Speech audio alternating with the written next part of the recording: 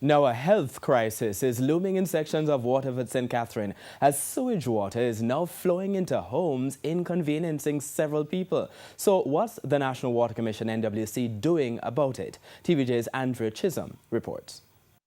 A man-made pond consisting of murky, smelly water, courtesy of a broken sewer pipeline on Bellina Way, Waterford, St. Catherine. It's very bad. I can't get a shower, I can't use the bathroom. I cannot wash. In the shower, the water come back up on me. And then when I flush the toilet, the feces come back up and just push out in the backyard here. Limiting household chores, leaving residents with sores, irritating them even more. The water come over and it has stifle me. My baby I cry.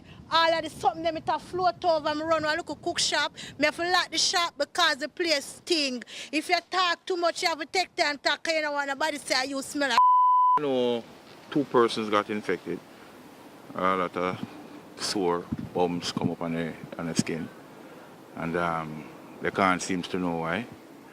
In my opinion, it's what we're seeing here is the cause. The sign that says "Welcome to Waterford" says children at play. But with sewage all around, playtime is basically non-existent in some sections. Hopscotch skills, however, come in handy as these blocks are used for both children and adults to access their homes. It's an embarrassing situation. Just imagine you're in your home where you don't have no yard space and the feces come up into your house because it's not going anywhere.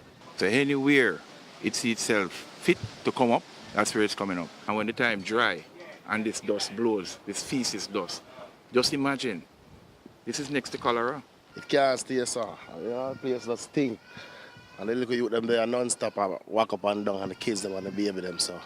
That's what I have to say. It needs to sort out. When it's election time, everything clean. But the rest of the time, we don't see nobody.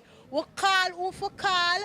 We text who for text. We have the caretaker for Waterford. We go to them. Nobody now come. They come like we are dog. Nobody now pay with no mind. NWC's corporate communications manager Charles Buchanan confirmed with the TVJ News that a section of the wastewater pipeline has collapsed in Portmore. NWC acknowledges that the issue is serious and sent a team to fix the problem.